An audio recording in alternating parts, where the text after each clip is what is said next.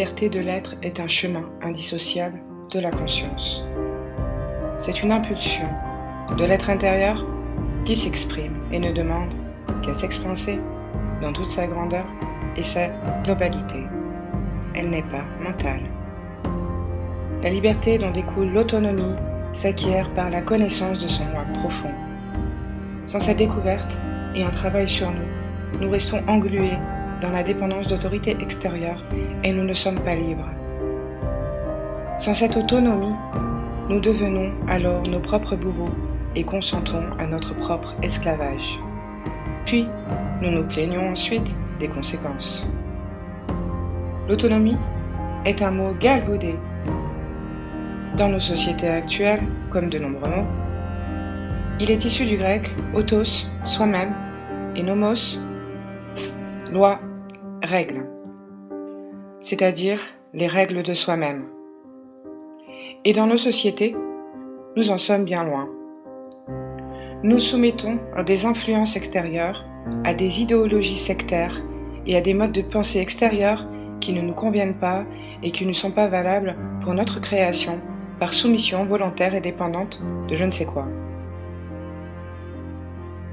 Le syndrome de Stockholm est un mécanisme adaptatif qui permettrait aux victimes de survivre et de composer avec leur nouvelle situation. C'est cette relation étrange qui se tisse parfois entre un bourreau et sa victime. La caractéristique principale du syndrome est qu'il apparaît dans une situation de tension extrême entre deux parties. C'est le point commun entre le bourreau et sa victime. Chacune des parties est en danger, même si leurs chemins sont évidemment très différents. Un phénomène psychologique étonnant dont la plupart des gens en état d'hétéronomie morale vénèrent un état qui les tue et le protège pour qu'il perdure. Pourtant, ils le critiquent et ne sont pas forcément contents du résultat de leur propre consentement. Mais plus ils le critiquent, plus ils l'alimentent et lui donnent de la force. La pensée est une énergie. Elle engendre le mouvement qui devient la parole puis l'acte. De la pensée à l'acte et de la parole à l'acte. Pour créer, vous créez des actions. Vous vous laissez guider par la pensée, par des décisions qui émanent de la pensée, puis des mots, puis des actes.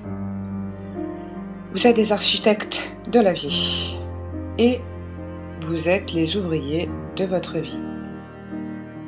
Vous êtes ceux qui lui donnaient la forme. Ainsi, par le mouvement engendré, votre création se dessine devant vous. Le mouvement crée sans cesse du nouveau. Si vous devez attendre quelque chose de la vie, vous devez le créer vous-même. La création est une succession de choix. L'énergie de la vie nous permet le choix à chaque instant. De ce fait, nous créons notre réalité en conséquence des fréquences que nous émettons. Les choix que nous faisons sont dirigés la plupart du temps par notre mental, conscient, notre inconscient et notre degré de conditionnement. Nos limitations, conscientes et inconscientes, ne sont que le fruit de nos croyances, et nous créons en conséquence de cela. Notre création est donc aussi limitée que notre mental formaté. La masturbation mentale qu'engendrent les humains avec des pensées qui ne leur appartiennent pas est sans limite. Nous avons la capacité de penser par nous-mêmes, sans vivre dans des modes de pensée qui ne sont pas à nous et nous desservent. Alors, pourquoi continuer sans cesse à pomper les idéaux collectifs alors que nos capacités de création sont présentes et ne demandent qu'à se manifester dans la matière? L'énergie que nous émettons en chaque chose alimente la chose. De ce fait, lorsque nous la concentrons sur quelque chose qui ne nous plaît pas ou qui, selon notre perception personnelle, serait détestable, horrible, ignoble, injuste ou autre, nous l'alimentons. Tant que nous lui donnerons à manger à la petite cuillère, la chose sera là. Et plus nous lui donnerons à manger, plus elle sera importante. Cette énergie créatrice dont nous sommes les créateurs, nous devons les mettre pour ce que nous souhaitons voir se réaliser dans la matière, pas pour la chose qui nous horrifie. Il me semble important de rappeler une loi fondamentale de la nature, ce qui n'a plus lieu d'être disparaît. Nous produisons la matérialisation de l'intérieur vers l'extérieur. L'extérieur matérialisé est le reflet de nos vibrations intérieures. Alors, si nous concentrons cette énergie sur ce que nous n'aimons pas, comment voulez-vous que ceci disparaisse ? Les événements du passé et la peur du futur nous détournent de notre expansion et nous empêchent d'avancer sur notre chemin véritable. C'est là qu'il est important de se recentrer sur l'instant, de nous autoriser à laisser notre libre capacité créatrice au lieu de la museler, de mettre en veilleuse des exigences mentales ou matérielles qui ne seraient pas nécessaires à la création de notre être.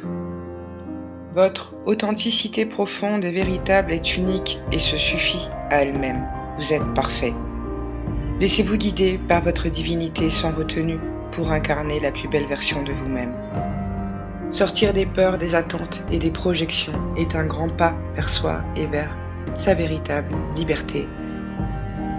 Le véritable bien-être doit venir de l'intérieur de vous pour se matérialiser à l'extérieur. Vous ne le trouverez pas à l'extérieur. Créer en conscience de ce que nous souhaitons voir se réaliser est un pas immense vers la liberté de l'être. Créer sans condition dans la version la plus noble de nous-mêmes, guidés par notre connexion divine. Alors, voulez-vous jouer au jeu de la création avec authenticité ou rester victime de vous-même et de la pensée des autres ?